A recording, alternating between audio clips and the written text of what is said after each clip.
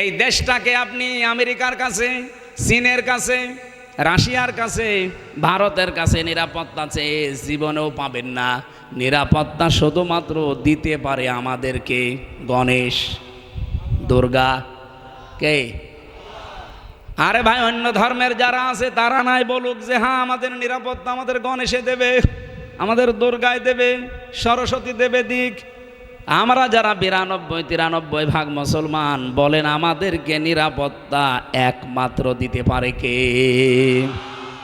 নিরাপত্তা দিতে পারে যেহেতু আল্লাহ, ওনার ঘোষণা এটা। যারা ইমানের সাথে শিরিক মিশ্রণ করে না তারাই নিরাপত্তার হকদার।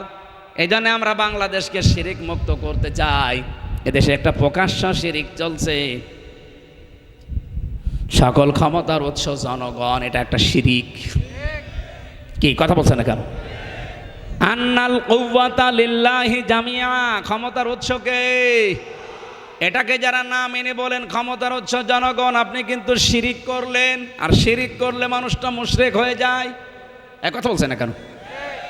এক কথায় জবাব শোনেন, আল্লাহ যেটা পারে ওইটা অন্য কেউ পারে, এই বিশ্বাস করার নাম শিরিক। আর এই শিরিকটা বাংলাদেশে আর ভারতে বেশি।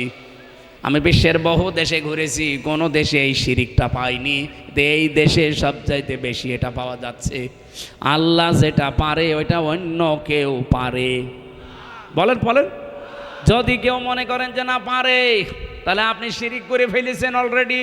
আর শিরিক করলে আপনি মুশরিক।